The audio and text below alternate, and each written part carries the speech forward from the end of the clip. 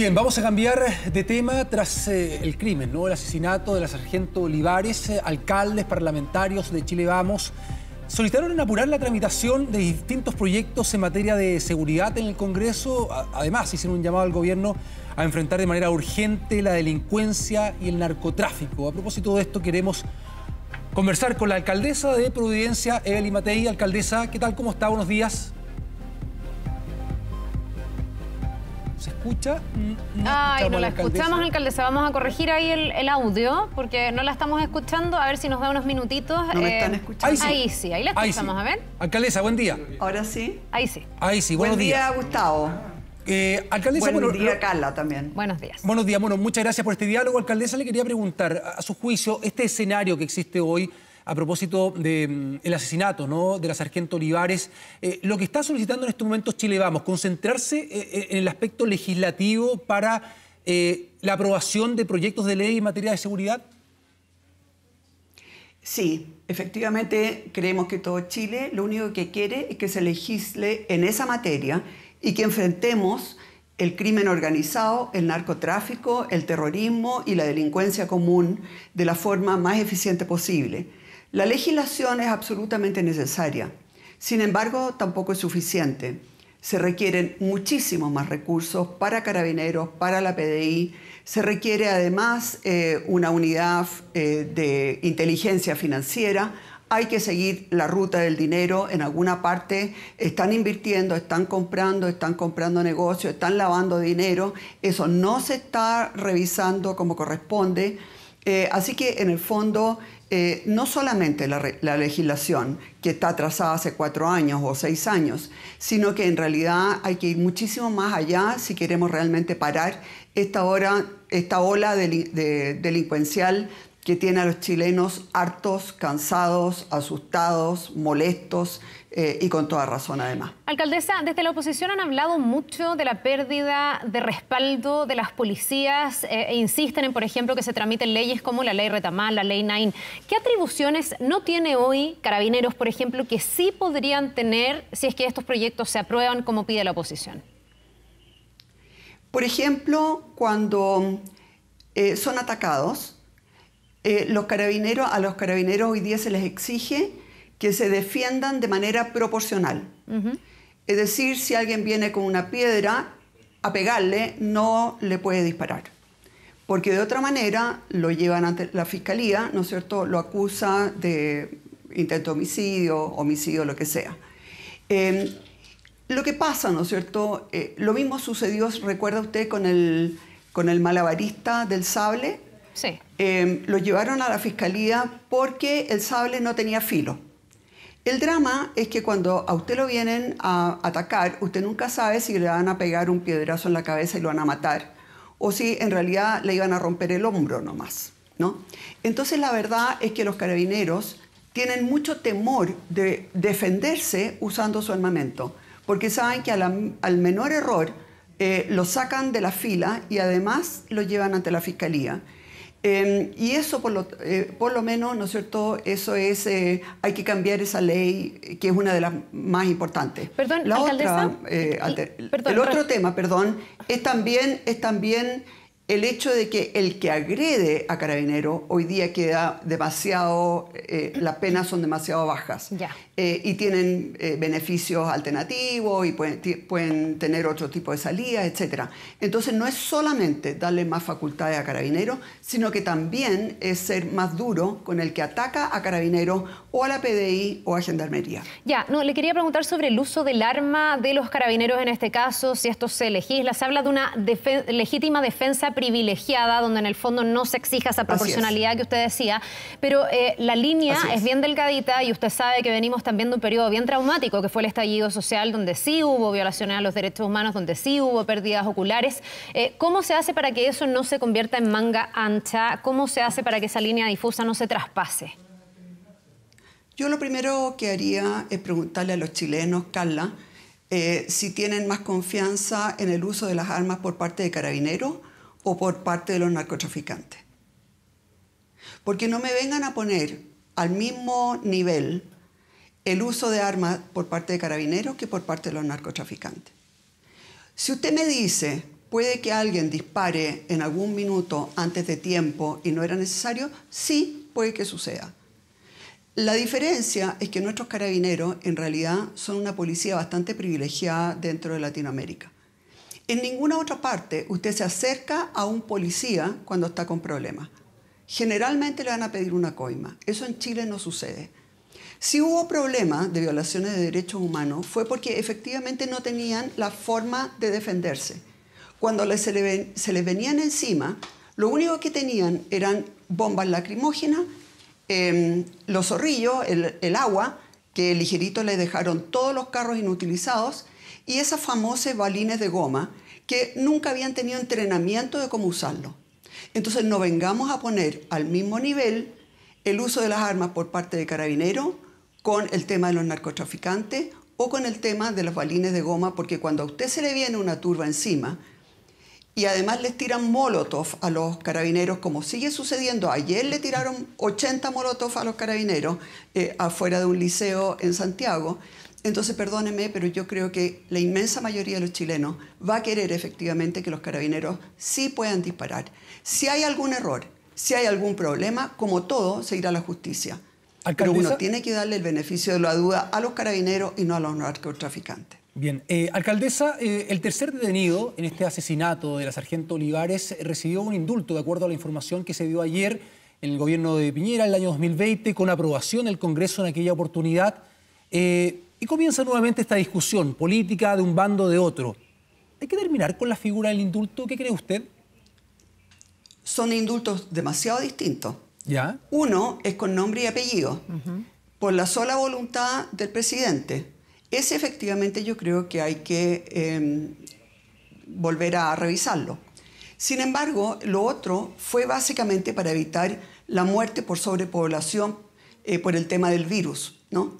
Y por lo tanto no fue yo voy a indultar a esto, sino que se puso condiciones a los que cumplían con ciertas condiciones. Y esas condiciones las puso el Ejecutivo juntamente con el Legislativo.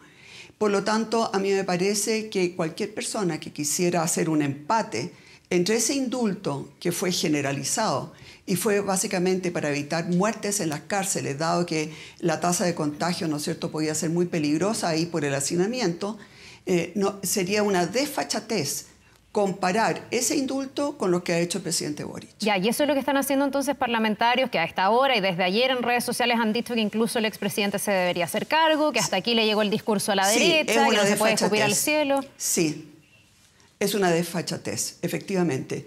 No, de verdad no lo puedo creer que personas que tengan razonamiento sientan que es lo mismo indultar a delincuentes comunes, un delincuente que ya había sido indultado antes, con un indulto que fue básicamente humanitario para sacar gente de la cárcel de tal manera que no se murieran todos de COVID. Alcaldesa, en otro tema, a propósito de... Y además aprobado por el Congreso. Sí, lo que comentábamos anteriormente. Alcaldesa, a ver, acá también en este caso del asesinato de la sargento Olivares, uno de los detenidos también estaba prófugo de la justicia. Cuando se habla, por ejemplo, de apurar, acelerar en materia legislativa, ¿qué pasa con la gestión finalmente? Porque uno dice acá faltan leyes, pero acá hubo una ley que se cumplió. Sin embargo, hubo una persona que estaba prófuga de la justicia, que de partida evadió una situación de seguridad, arrancando de la cárcel y después durante 2 años estuvo prófuga de la justicia. ¿Qué pasa con esa situación, en esa materia? Gustavo, hay 2 temas ahí que yo creo que son súper importantes. Uno es el que planteas tú, que efectivamente, ¿no es cierto?, no hay una unidad que se encargue de buscar activamente a los prófugos. Y la verdad es que no es tan difícil hacerlo, porque es cosa de observar quiénes son los familiares, los amigos, todas esas cosas se saben, quiénes son los que los visitaban en la cárcel. Ahí debiera haber una unidad que obviamente busque activamente a los que se han fugado.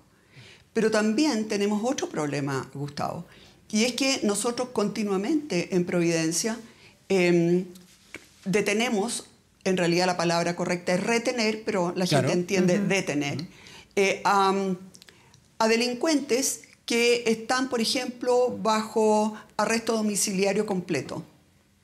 Y nadie controla eso, nadie. Entonces la verdad es que todas esas salidas alternativas, esas medidas alternativas, son una broma. Cuando a usted le dicen que no se acerque a alguien, se puede acercar 10 veces y no le va a pasar nada. Cuando a usted le dicen que tiene que estar bajo arresto domiciliario completo, puede salir todo el día y nadie se va a dar cuenta. Entonces la verdad es que tú tienes toda la razón. No solamente son nuevas leyes, sino que también es tener la gente suficiente y la tecnología suficiente que hoy día existe para asegurarse que las personas que debieran estar, por ejemplo, con detención nocturna, estén efectivamente en sus casas con detención nocturna. Y si no lo cumplen, inmediatamente para dentro de la cárcel. Alcaldesa, usted ha hablado de varias cosas que no se están haciendo, que se deberían hacer en el combate, por ejemplo, contra el narcotráfico, contra la delincuencia. Y efectivamente hay una sensación en la población de que falta hacer cosas y ser más efectivo en la lucha contra el narcotráfico. ¿Cómo observa usted lo que está haciendo su par, Rodolfo Carter, en la Florida con esto de la destrucción de las narcocasas? ¿Es efectivo? ¿Es un show mediático, como han dicho a otros? ¿Es algo que usted replicaría?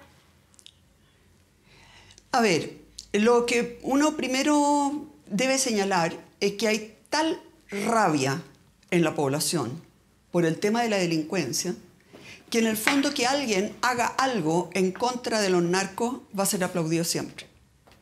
Ahora, tengamos claro que las casas que han comprado los narcos más pudientes en la dehesa y que tienen todos los permisos al día, esas no las vamos a derrumbar.